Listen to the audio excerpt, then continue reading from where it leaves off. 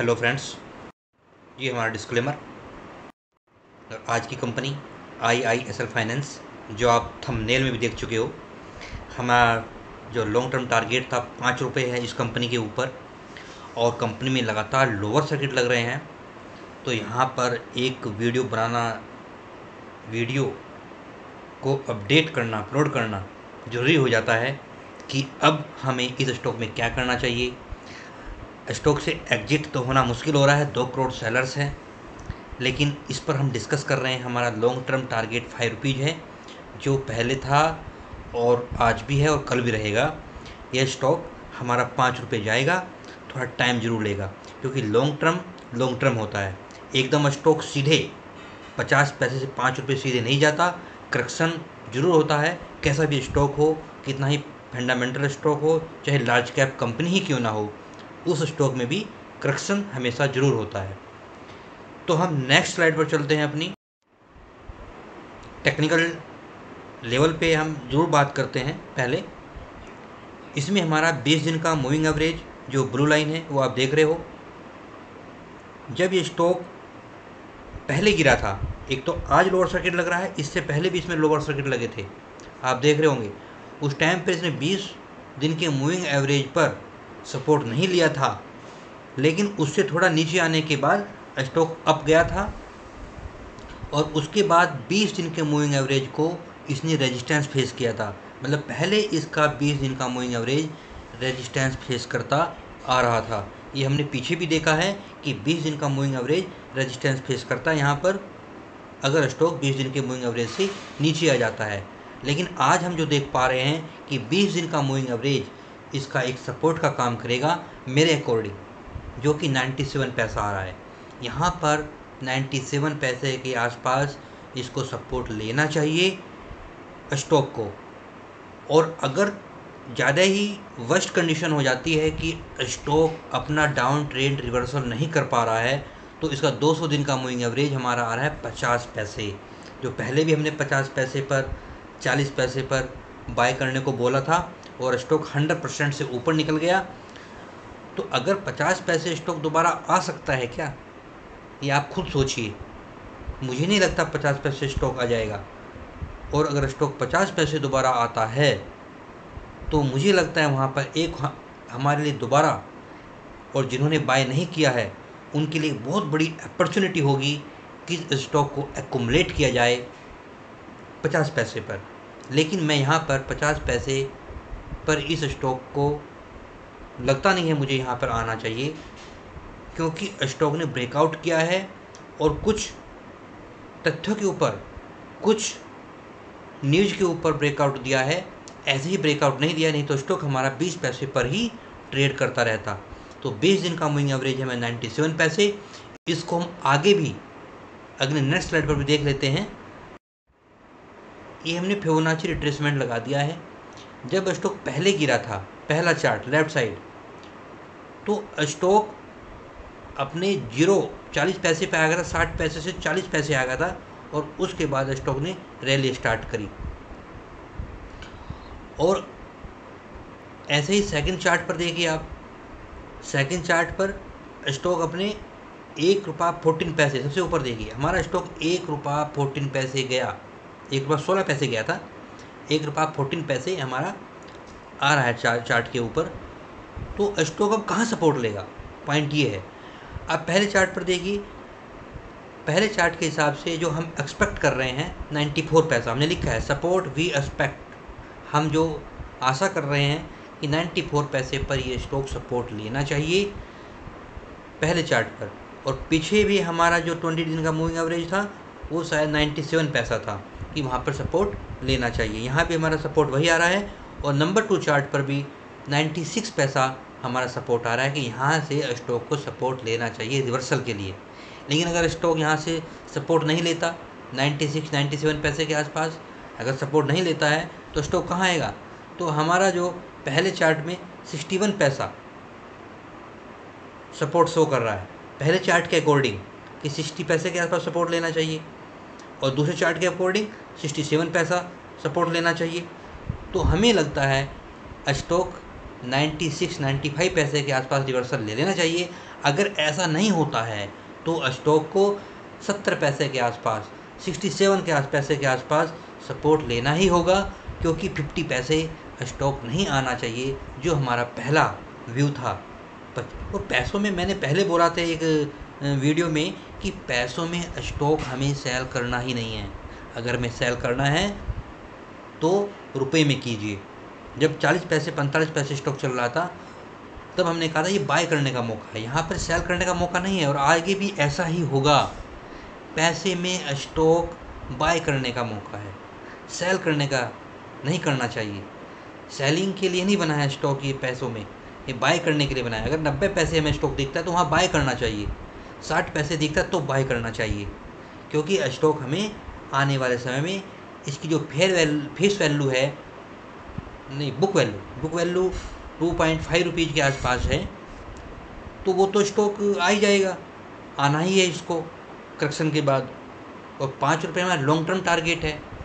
अब क्यों है लॉन्ग टर्म टारगेट, ऐसा कंपनी क्या करने जा रही है, क्या कर रही है और अब तक क्यों नहीं किया, इस पर हम बात करते हैं नेक्स्ट स्लाइड पर। Finance structuring. कंपनी ने कोशिश तो की है कि 2000 करोड़ का फंड रेज करे, लेकिन उसने लिखा 10 ईयर्स के लिए फॉरेन इन्वेस्टर से करना है, और 150 करोड़ का लोन मिनिस्ट्री ऑफ फाइनेंस से करना है, department of ministry of finance. ये सब इसने अपनी साइट पर पब्लिश किया हुआ है, और ये इसने ये बोला था कि हम 30 डेज से 45 डेज के अंदर कर देंगे, लेकिन ऐसा अभी तक नहीं हुआ है। यही कारण है स्टॉक करेक्शन ले रहा है। अगर जब ये रिजल्ट आया, रिजल्ट न्यूट्रल है, ना पॉजिटिव ना निगेटिव, रिजल्ट इसका न्यूट्रल रहा, क्योंकि कंपनी प्रॉफिट जनरेट करती है। अगर इस फंड रेज कर ले कंपनी, इसे कोई इन्वेस्टर मिल जाए फंड रेज के लिए, और उसने ये भी लिखा है कि हम डिबेंचर से भी, लॉन्ग टर्म डिबेंचर से भी हम 1000 करोड़ का फंड रेज करेंगे। प्लानिंग की है सब, बस एग्जीक्यूट नहीं हुई है। प्रॉब्लम इसकी इस टाइम इस स्टॉक में प्रॉब्लम केवल यही है कि प्लानिंग सब एजुकेटेड है, नहीं मतलब फंड रेज करने की सब प्लानिंग है, लेकिन उसको एग्जीक्यूट अभी नहीं किया है या नहीं हुआ है। इंटरम फंडिंग की बात भी इन्होंने की है। तो अब इन्होंने साइट बनाई, साइट पे डिटेल्स डाली कि हम ऐसा करने का प्लान कर रहे हैं। पहले भी प्लानिंग की होगी इस कंपनी ने, लेकिन वो एग्जीक्यूट नहीं हुई। यही डर है आज के टाइम में कि ऐसा ना हो, आगे भी प्लानिंग तो सब करते हैं, उसको एग्जीक्यूट करना ज़रूरी होता है। जब तक एग्जीक्यूट नहीं होगी तब तक हमारी कंपनी या हमारा कोई भी प्लान है वो ग्रोथ नहीं करेगा। लेकिन मैं यहाँ पर इसलिए पॉजिटिव हूँ कि कंपनी ने इस बार साइट बनाई है, साइट पर अपलोड किया है। यहाँ पॉजिटिविटी है कि कंपनी कुछ ज़रूर करेगी, टाइम लग रहा है और लॉन्ग टर्म है। अब किसी ने 10,000 रुपये का इन्वेस्ट किया और वो चाहता है कि आज ही 50,000 हो जाए, ऐसा तो नहीं होगा। 5 टाइम्स डबल तो हो गया पैसा, 5 टाइम्स होने के लिए आपको 5 साल तो देने ही होंगे। तो इस स्टॉक पर हमारा लॉन्ग टर्म व्यू है। अगर 5 रुपये का टारगेट चाहिए और किसी ने 10,000 रुपये इन्वेस्ट किया है तो उसको भूल जाना चाहिए लगाने के बाद, तभी आपको रिटर्न मिलेगा। अगर आप अभी पैनिक सेलिंग करेंगे कि 2 करोड़ सेलर है, आप भी सेलिंग में लग गए, ठीक है, आपका आज सेल नहीं होगा, आपका सेल उस दिन होगा जब वहाँ से रिवर्सल होगा।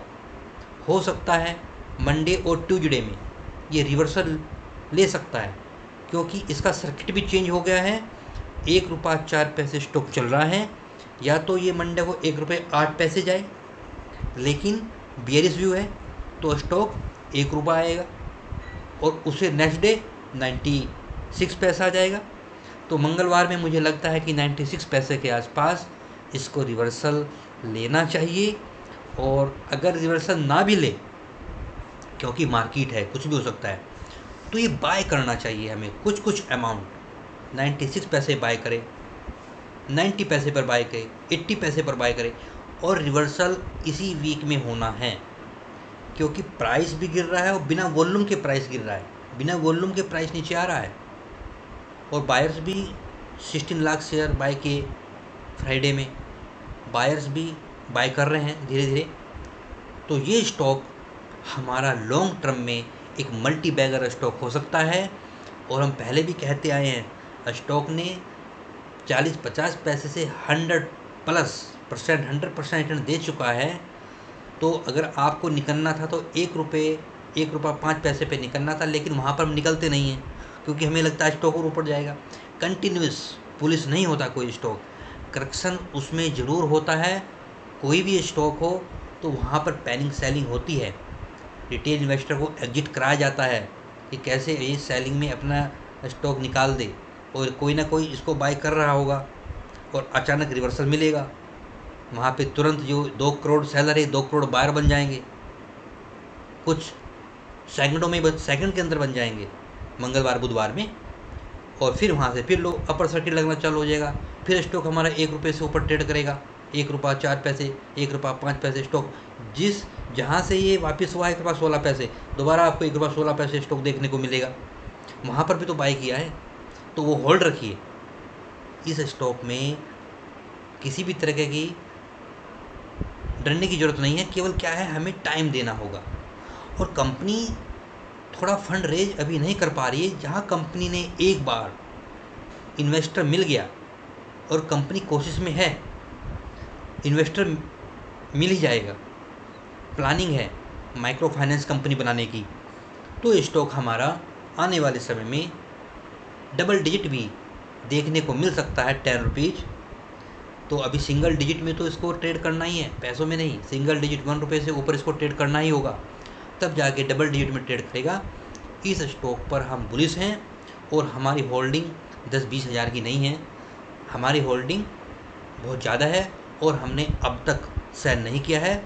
और अगर स्टॉक को हम पैसों में सेल करेंगे भी नहीं, इस स्टॉक को हम पैसों में सेल नहीं करेंगे। अगर सेलिंग करनी है तो रुपये में करनी थी, रुपये में करते, 1 रुपया 10 पैसे पे सेल करते। अगर स्टॉक पैसे में आ जाता है तो हम यहाँ पर सेलिंग नहीं करेंगे और हम स्टॉक में और ऐड करने की कोशिश करेंगे अपनी कैपेसिटी के अकॉर्डिंग। तो इस स्टॉक में लॉस बुक तो मत कीजिए, प्रॉफिट में हो तो निकल जाइए, कोई प्रॉब्लम नहीं है। आपको निकलना है, प्रॉफिट मिल रहा है, निकल दीजिए, कोई प्रॉब्लम नहीं है। लॉस बुक मत कीजिए। और इस स्टॉक को हम आने वाले 1 साल तो दीजिए, अभी तो 2 मंथ ही हुए हैं, 100% रिटर्न दे चुका है। 1 साल के अंदर इस स्टॉक को हम 5 रुपये से ऊपर ट्रेड करता हुआ देखेंगे। तो दोस्तों, थैंक्स फॉर वॉचिंग।